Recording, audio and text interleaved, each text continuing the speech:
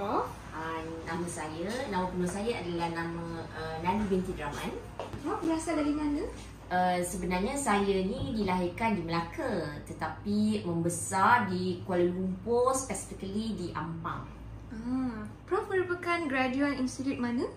Saya menjalani latihan perubatan undergrad di Universiti Sains Malaysia di sini ya, pada tahun dan grad pada tahun 1998. Ini bilik Prof ke? Ini adalah bilik konsultasi untuk pakar perubatan keluarga di klinik rawatan keluarga di Universiti Sains Malaysia. Okey. Why not kita tengok fasiliti yang lain di KRK ya? Dalam 14 bilik, 2 bilik pakar yang terima rujukan daripada MO, Medical Officer ya. Prof merupakan pakar dalam bidang apa? Saya merupakan pakar dalam bidang perubatan keluarga. I see. Okey, mari kita jalan. Adalah ruang untuk sakit ya.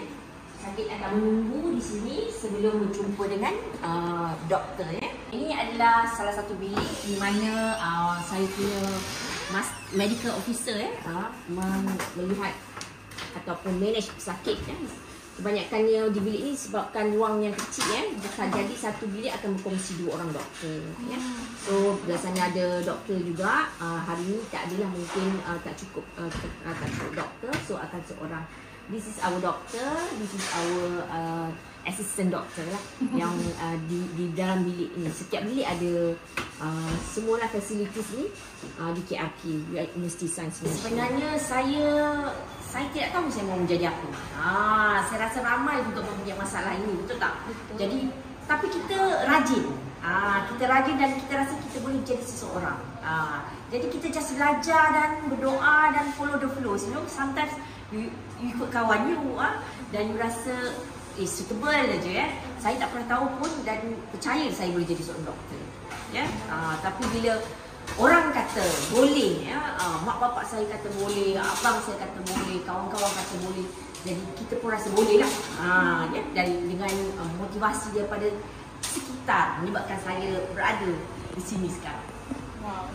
Okey, ini adalah bilik ultrasound di KRK. Di primary care, ultrasound sangat important ya, sebab dia membantu dalam merawat ya, untuk merawat pesakit. Kita ada the best, among the best lah ultrasound di primary care because this is range about 300,000 punya ultrasound. Saya rasa mahal lah untuk primary care. Biasanya kalau primary care educationnya taklah sampai 300, tapi kita gunakan untuk teaching as well as managing outpatient.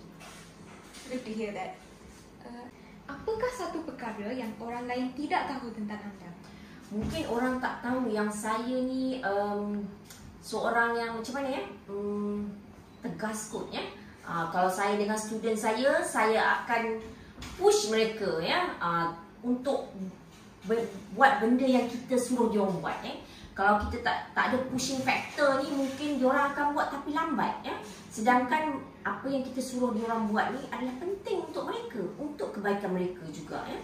Tapi sebab dia tak nampak apa yang berada di depan dan apa cabaran di depan, menyebabkan apa yang kita suruh tu dia rasa ya just leave it. Tapi bila kita ketuk ya, kita push mereka, barulah dia tahu. Maknanya macam saya seorang yang tegas juga kot dan memang type A personality lah. Nak ask, you have to do now. Ada aktiviti yang dilakukan sewaktu masa petang? Sebenarnya saya ni suka kepada kecantikan ya. Saya suka rumah yang bersih ya. Saya suka tanam bunga. That's my hobby. Sebab saya bila kita tengok benda hijau nampak bunga, nampak pokok bunga, rasa tenang ya. Kita punya brain pun rasa tenang, nyaman. Jadi saya sukakan pada pemandangan-pemandangan yang cantik lah. Rumah yang bersih, kemas ya. Di luar pokok bunga. Jadi macam nak pergi Switzerland terlalu jauh ya. Tak mampu. Jadi kita pun create lah Switzerland di rumah kita. Saya rasa zaman perubatan saya sangat seronok ya. Sebab saya jenis happy go lucky ya. Kita belajar medicine ni memang stres Kalau kita ambil kita punya nota dan kita ukur, nota tu lebih tinggi daripada kita ya. Kalau kita susun, saya dah susun dah nota saya. dan memang dia lebih tinggi daripada kita, jadi memang stressful. Terlalu banyak benda yang kita kena baca tapi sikit saja yang ditanya. But then at the end we have to read all. So you have to make your life happy, less stress. You have to cope with distress. Dengan apa? Dengan kawan-kawan, ya. Kita makan bersama, ada masa bersama. Kawan-kawan ni adalah satu benda yang penting tau dalam hidup ni. Kalau tidak kerana mereka, kita rasa belajar medicine ni memang stressful. You boleh dapat depression. Saya tunjukkan ni adalah kaunter di KRK, klinik rawatan keluarga, di mana kita tengok pesakit-pesakit kita. Dan ini adalah bilik rekod, di mana rekod-rekod patient kita letak di sini untuk bertemu dengan pesakit esok. So folder mereka dah ready dah by this evening. Tapi besok cuti, so akan untuk TCAI, masa perubatan, sekolah perubatan, pengalaman yang saya tak boleh lupakan, di mana kita buat community tau, community service, bukan community service, community pergi kampung-kampung, dan kita ambil sampel najis, untuk tengok ova and stool kepada anak-anak di kampung tu, dan kita sendiri kemudian kena tengok under the slide, tengok the specimen, dan imagine lah that stool tu bila kita open, semua orang boleh muntah lah, macam-macam PL lah, macam gaya. Itu satu pengalaman yang orang kata saya tak boleh lupakan lah. Ia satu pengalaman yang menyeronokkan juga, sebab dia kelakar kan, tengok masing-masing punya the way dia menghadap stool tu, kita selalu akan lab aja kan, betul? Dan kita tak pernah proses pun stool. Jadi bila you buat sendiri, you tahulah macam mana prosedur dia. Itulah antara pengalaman yang saya tak boleh lupakan bersama kawan-kawan. Okey, saya rasa saya tidak akan melakukan apa-apa yang berbeza lah, sebab my undergrad punya zaman terlalu seronok, seronok dengan kawan-kawan, seronok dengan lecturer yang baik, indah lah semuanya. Zaman kami tidak seperti sekarang, di mana setiap blok ada kami ada SEM exam aja. Exam tak banyak lah. You can, maksudnya fourth year tu is honeymoon year, honeymoon year. So memang kami enjoy lah zaman dulu. Compared to zaman sekarang ni, banyak kan undergrad ataupun master, the student have to face all the exams. During posting ada SEM exam, banyak exam lah yang diorang kena hadapi. Tapi ada pro and cons lah. Exam pun penting, as you as you go ahead, sistem pun berubah, cara pengajaran dan cara macam mana mereka assess tu sebagai medical student juga berubah. Semakin detail dah, Okey, kalau pakar kat sini kita bercakap pasal family medicine lah, pakar perubatan keluarga. I rasa untuk menjadi seorang pakar yang baik dalam bidang perubatan keluarga ni, I rasa you kena treat patient macam you treat your punya relative, so that you bagi yang terbaik lah kepada mereka in terms of management, treatment, medication, evidence based kan. Jika tidak, mungkin you akan treat tidak, the important is you have to treat your patient like your own relative.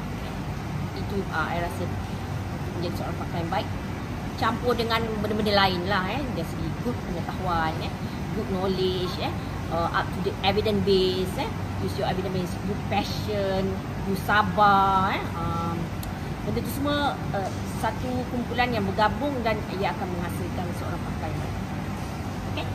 Okey, ini adalah saya punya jabatan perubatan keluarga. So mari kita masuk.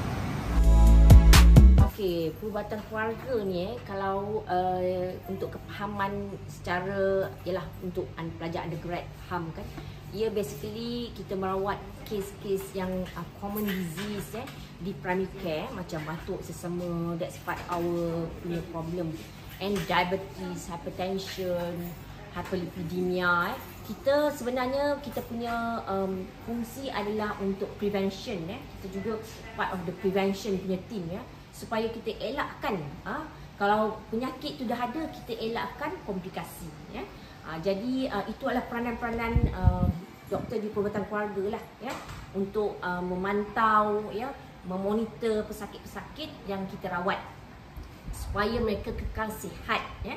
Jika kita memang merawat perubatan keluarga ni, dia memang terlalu luas kita merawat daripada womb to tomb maksudnya daripada baby yang lahir sampailah kepada golongan geriatrik yang berumur 70-80 tahun.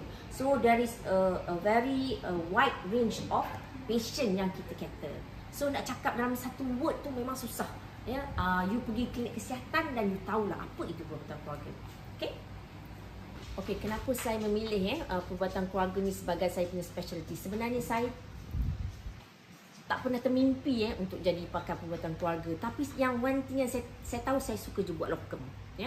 Saya suka buat locum, cari duit kan. Siapa tak suka duit kan, betul tak? So 1 jam berapa? RM40 you know. Masa zaman saya, kalau you duduk dekat hospital punya setting, 1 jam RM80. So memang seronok lah kita bekerja dan kita rawat pesakit. Dan one thing, saya suka bercakap ya. Saya suka bercakap, saya suka berjumpa pesakit ya. Dan pesakit pun suka jumpa saya. Jadi saya rasa bidang ni sesuai lah dengan saya. Saya sudah cuba pergi ke bidang-bidang lain seperti surgery ya. Saya rasa benda tu bukan bidang saya lah Saya rasa setiap orang dia tahu apa yang dia suka dan yang dia bagus untuk dia proceed lah dalam career dia sebagai seorang doktor. Okay, kalau you cakap pasal common misconception sebenarnya pakar perubatan keluarga ni mereka berada di klinik-klinik kesihatan yang besar itu main thing lah So yang commonnya, kadang-kadang pesakit tidak tahu ada pakar di klinik kesihatan. Jadi saya just nak inform lah atau bagi knowledge sikit bahawa pakar-pakar perubatan keluarga ni berada di klinik-klinik yang besar Di klinik-klinik yang kecil mereka pergi juga, tapi mereka pergi visiting Jadi macam ada hari-hari tertentu pesakit-pesakit di klinik-klinik lain yang di bawah area daerah coverage mereka, di pakar perubatan keluarga ni akan pergi ke klinik tu untuk melihat pesakit-pesakit yang dirujuk oleh medical officer kepada pakar perubatan keluarga. Dan kita akan kita akan further investigate about cases tu ya. Jika perlu di-refer ke hospital, kita akan rujukkan pesakit itu ke hospital. Okey, selepas saya tamat undergrad di Universiti Sains Malaysia di Kubang Krian ni ya, saya memulakan housemanship saya di HKL selama 1 tahun ya. Berada di HKL, hospital yang sangat busy ya, hospital yang sangat besar, dan you working there as a houseman. Selepas tahun saya tamat, saya balik ke Kelantan dan bertugas di Jabatan Kecemasan di Kelantan selama 2 tahun saya rasa ya. Saya berada, dan kemudian keluar satu sirkular atau peraturan di mana houseman yang tidak pergi ke klinik kesihatan kena keluar daripada hospital. So masa itulah ya, masa tu so saya kena keluar daripada hospital HRPZ masa tu hospital Kota Baru kita panggil dan saya dapat di klinik kesihatan bandar. So saya, which is a few 500 meters kot daripada hospital Kota Baru atau HRPZ sekarang. So saya bertugas di klinik kesihatan bandar selama lebih kurang 2 tahun juga, sebelum saya further study dalam bidang kepakaran. Apakah yang anda suka tentang apa yang anda lakukan? Yang saya suka, apa yang saya sebenarnya di universiti ni, kita acting sebagai lecturer mengajar so saya banyak mengajar, dan kita at the same time kita bertemu dengan pesakit ya. Jadi kena faham tu, family medicine di luar, di klinik kesihatan mereka 100% merawat pesakit ya. Mengajar ada tapi portionnya sikit, tapi di universiti kita portion mengajar kita adalah lebih daripada kita melihat pesakit lah maksudnya tapi melihat pesakit tu part of our punya kerja is a part of pengajaran as well. So mengajar ni saya sangat suka mengajar Saya rasa mengajar ni kena ada passion, you know. Passion ni maksudnya student can contact you anytime, anywhere pukul malam pun saya akan entertain my student sebabnya saya rasa dia berusaha untuk menyiapkan kerja dia malam-malam pun, sebab kalau saya tak bantu kerja dia tidak boleh proceed sebab dia stuck di situ. Jadi itu yang saya rasa seronok lah ya. Seronok menjadi seorang guru, dan pelajar-pelajar kita ingat kita salah satu daripada mengajar ni adalah kita ilmu yang boleh dimanfaatkan yang boleh digunakan jadi ia memberi pahala juga pada masa yang sama kepada saya untuk kita kutip di akhirat nanti lah. Okey, yang paling bermanfaat pada dalam bidang perubatan keluarga ni di mana bidang ni sendiri you have to know everything, you have to know from head to toe in any fraternity you kena pergi URL, you kena pergi ONG, maksudnya you kena pergi every posting like you are undergrad but then you acting as a PEKA so you tahu banyak benda lah secara I mean how to manage all this kind of disease. So you merupakan tempat rujukan untuk kawan-kawan you untuk you rawat you punya relative. You also boleh rawat you punya family members setakat diabetes, hypertension, hyperlipidemia. Kita as a perubatan keluarga memang itu ada bread and butter and you must know the medication in this area they are growing very fast new medication come out I can say every year so bila you dalam bidang ni you akan up to date to the latest and good medication so that you can provide to your patient, your relative, your family members, and in fact sometimes you kadang-kadang memang kita tak boleh sebenarnya merawat ahli keluarga kita sendiri, anak-anak kita tapi at the same time easier kadang-kadang kita sibuk memang kita time to rawat anak-anak kita sampai anak-anak kita kata kenapa tak bawa dia jumpa doktor sedangkan mama dia lah sebab kita primary care kan kita rawat setakat batuk sesama kita rawat kan memang kita boleh rawat kan kecuali dah nampak bukan level kita bawa anak kita jumpa kawan kita biar kawan kita tengok dan kita adalah sebagai mother masa tu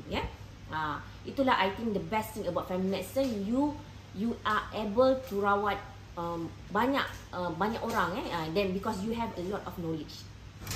Yang saya nak ubah persekitaran kan tentang persekitaran pekerjaan saya rasa sekarang kita di zaman teknologi yang bagus teknologi yang sangat maju di mana saya rasa kita pada certain cases kita boleh buat secara teleconference macam let's say ambil darah dan kita nak inform the patient result patient kita just probably kita online je lah Webex, you are Webex kan, patient pun ada Webex juga, kita can ask them to install the Webex dan kita online I can say it's a virtual consultation.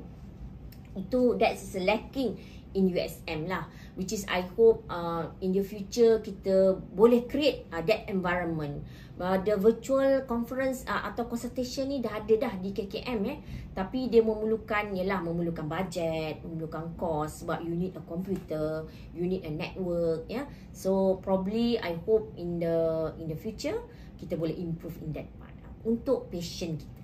Apa lagi yang anda ingin orang tahu tentang pekerjaan atau kerjaya anda?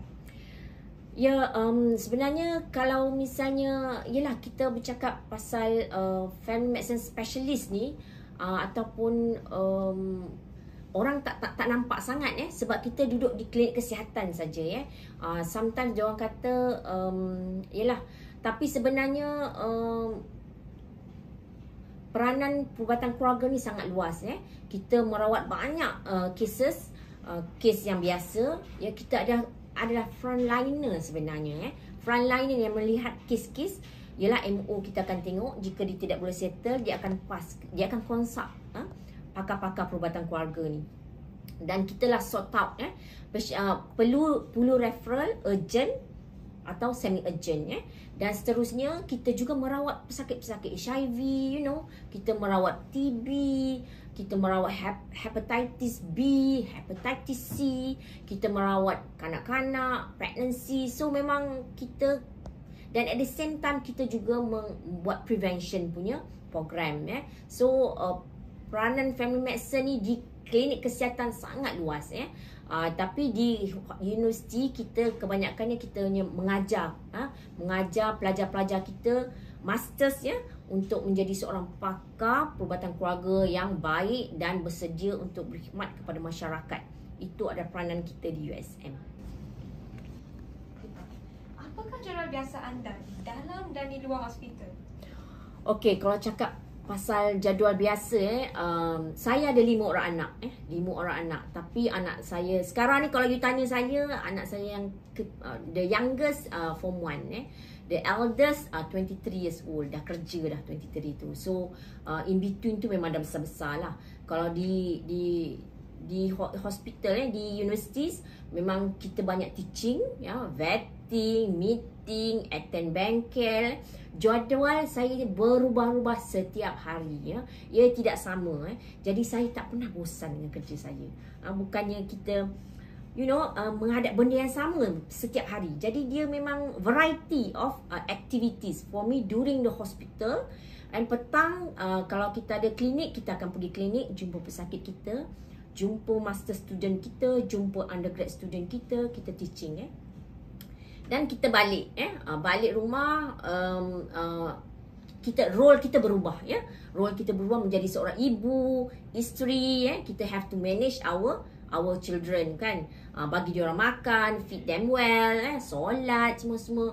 Dan saya pun rehat sekejap Tapi pukul 9 malam atau pukul 10 malam I kena masuk balik my office just nak settlekan apa-apa. Sebabnya sebagai pensyarah kita ada banyak students under kita. Macam saya sekarang, saya ada 10 master students under saya, yang saya kena review dia punya proposal, pun kena review dia punya thesis, case report.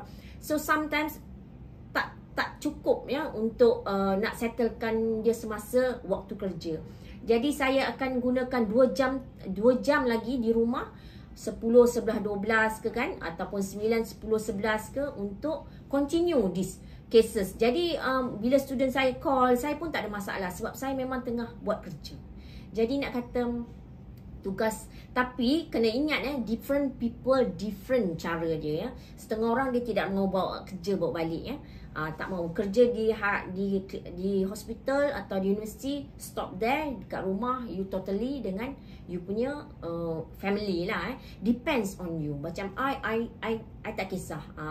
I tak kisah. Kalau you nak buat meeting dengan I pukul 8 ke, teaching ke, I okay je. Tapi diorang lah tak okay, setengah orang tak okay So it's individualized. I bukannya sebab benda tu kena you suka. Bila you suka, benda susah akan jadi mudah. Faham? Apakah masalah perubatan keluarga yang paling biasa anda rawat? Okay, kalau kita talking about masalah perubatan keluarga yang biasa kita rawat ni, diabetes because diabetes, hypertension, hyperlipidemia, this is all chronic diseases. This is a bread and butter in primary care. In fact, kalau you cakap 80% of our customer dekat KRK, di University Science Malaysia ni, our patient is diabetes, hypertension, hyperlipidemia. These are the main customers lah, the main patient yang kita rawat.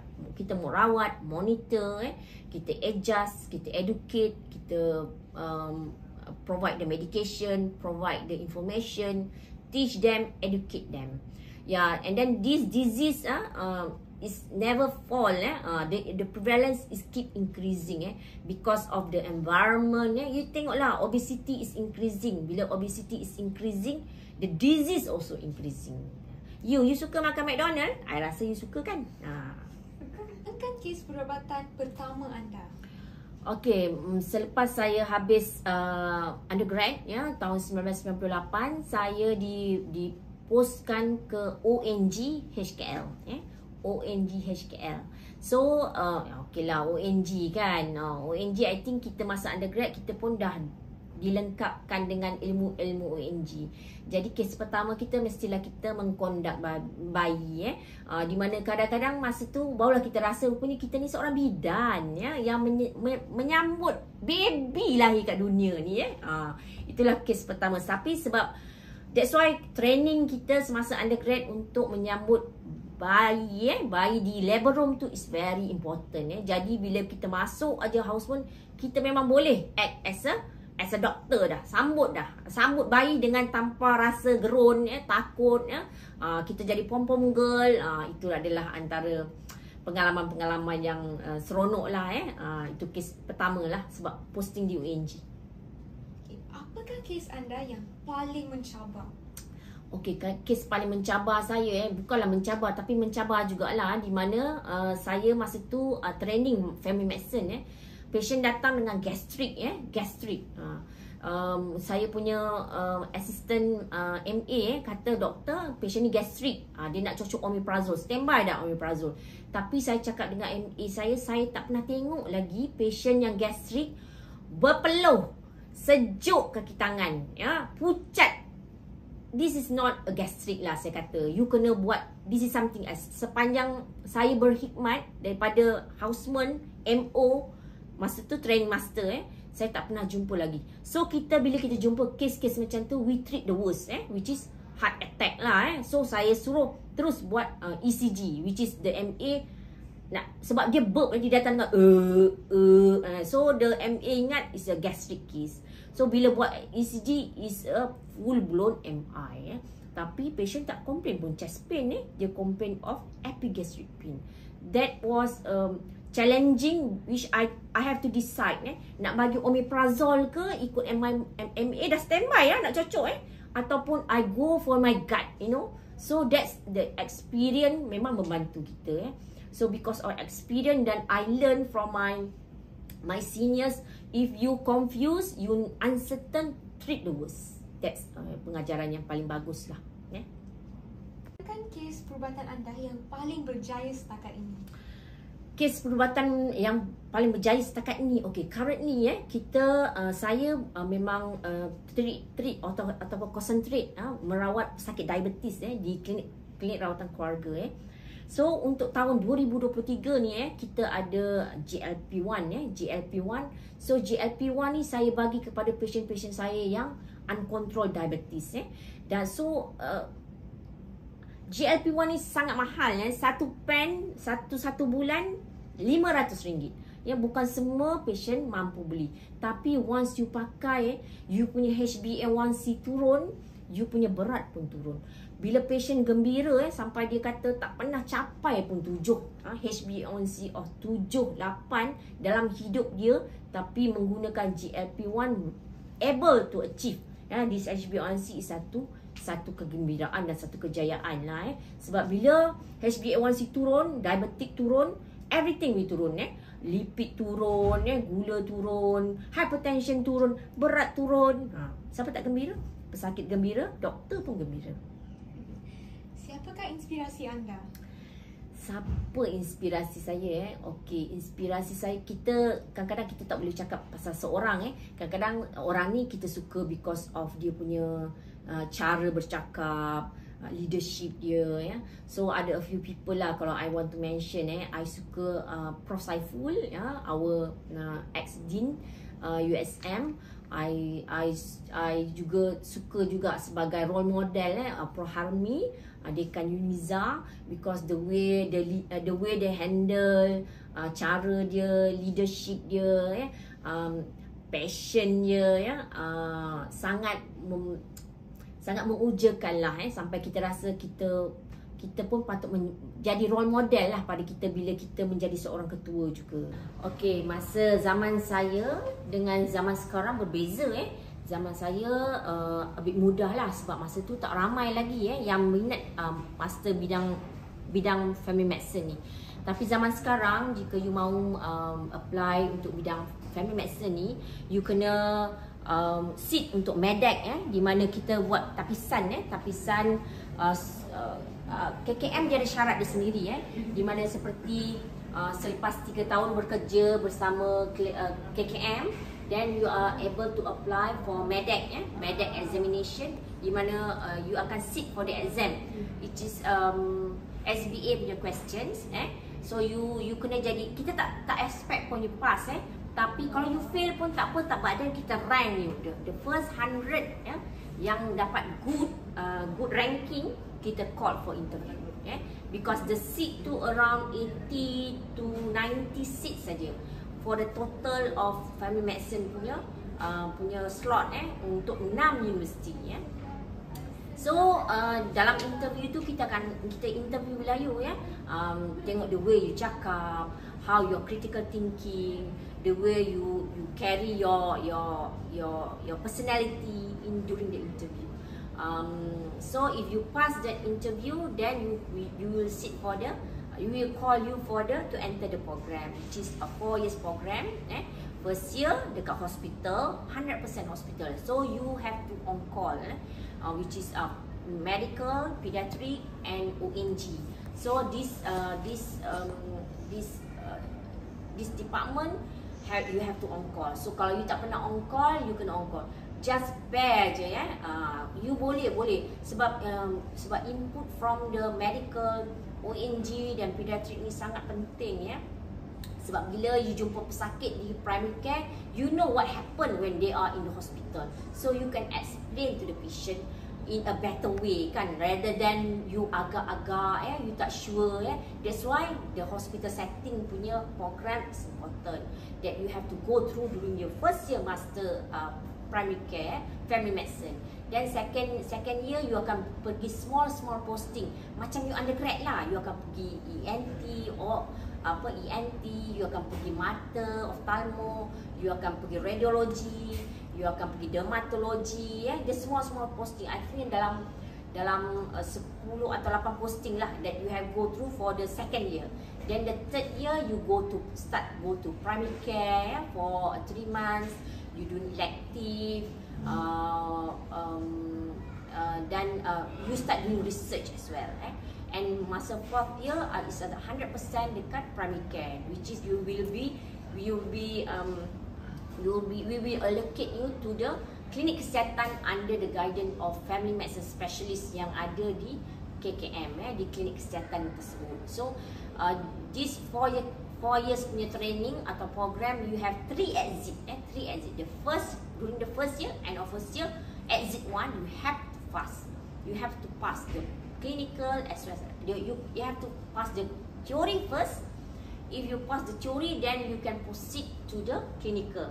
Then you pass the clinical, you pass the part 1 ataupun year 1 punya program. Then you continue to year 2 and year 3. Year 3 there's another exam. If you can't pass for 3 sitting, 3 times, we allow you to sit for 3 times. If you pass, then you can go for 4th year. During your 4th year, is mainly klinik kesihatan based, and the exam is another exam. This is the final one. So yang ni adalah viva je ya.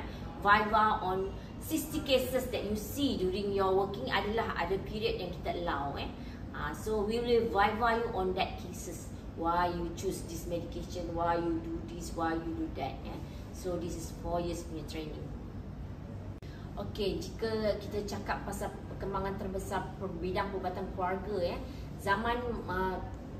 zaman dulu makna 10 years ago perubatan keluarga ni tidak ada speciality tidak ada speciality lah. That means you are macam generalist lah.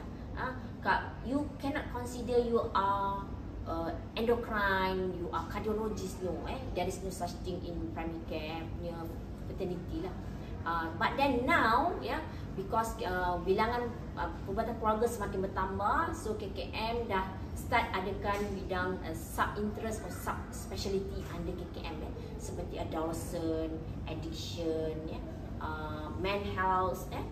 So ni ada bidang-bidang baru yang diiktiraf oleh KKM. So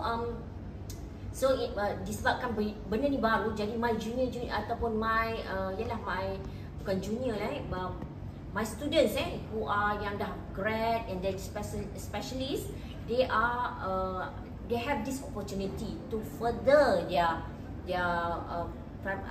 pakar perubatan in this niche area lah in this specific area, like kalau ada minat in geriatric in adolescent, addiction, that can go for another 3 years I think training to masters or to go for this sub speciality or sub interest that recognized by the KKM. Sekiranya anda memiliki mesin masa, tahun manakah yang anda ingin pergi? Okey, jika saya ada mesin masa mestilah saya nak pergi zaman saya umur 17 tahun. Sebabnya zaman tu I tak tahu, walaupun zaman tu masa tu I dekat boarding school boarding school. So I rasa I gembira lah berada bersama kawan-kawan ya. Zaman tu zaman SPM tau. Tapi I tak nak ulang lagi SPM tu. I just nak ulang suasana bersama kawan-kawan saja. Okay, because exam is really taxing. Okay. So bagi saya zaman tu, in fact sampai sekarang pun kami still contact lagi ya. Zaman kawan-kawan umur 17 tahun dulu ya. So bila jumpa kawan-kawan tu, kita still rasa kita 17 tahun lagi. Projek terkini saya basically banyak sebenarnya. Di mana saya ada grant yang MOOC atau MOOC. Saya juga buat fellowship under ultrasound So saya tengah buat MOOC on focus di mana kita nak buat video lah on teaching on focus punya ultrasound. So hopefully this project will be success. And the nearest project yang saya ada adalah projek geriatric di mana kita akan pergi ke Kampung Bahagia buat projek geriatric community di sana pada bulan 6 ini, 9 dan 10 hari bulan 6, di mana pengarah kampus akan merasmikan projek geriatric program di Kampung Bahagia di Kuala Kerai di Kuala Kerai. Kami akan bermalam di sana satu malam dan melihat geriatric punya population di Kampung Bahagia di Kuala Kerai tersebut. Itulah the nearest project yang saya ada. Apakah achievement terbesar anda? Achievement terbesar kalau kita cakap mestilah kita dapat associated prof di mana saya dapat associated prof ni pada tahun seingat saya 2019 kot untuk menjadi seorang AP kita panggil AP it's not easy in USM in other hospital, in other university I don't know lah. But then at the end of the day I rasa siapa yang jadi AP ni memang orang yang mungkin rajin tapi tak jadi AP pun tak semestinya tak rajin tapi ialah maknanya kerajinan kita tu dibalas dengan gelaran tersebut lah. Itu je lah yang saya rasa and bila kita berada di luar USM kita orang lebih boleh ataupun kita orang akan menjemput kita lah sebagai penceramah because of gelaran yang kita ada lah Kalau you tak ada AP ni macam a bit difficult lah for outside people to call you as a speaker di peringkat national, international jadi sebab this is gelaran yang diiktiraf oleh universiti bukan yang kita bagilah. Itu antara achievement yang saya yang besar dalam hidup saya selain daripada mendapat kesihatan yang baik untuk seluruh keluarga kita. Sebenarnya pada masa sekarang kita cakap pasal kesihatan so dapat kesihatan yang baik pun adalah satu rezeki juga Okey, kanser payudara. Kalau kita bercakap pasal kanser payudara ni, dia memang is number one cancer in Malaysia I think. Mula-mula dia ranking kedua tapi sekarang dia menjadi the first ranking because of the patient sendiri kita pun tak tahu kenapa masih ada lagi cases yang datang lewat ke hospital.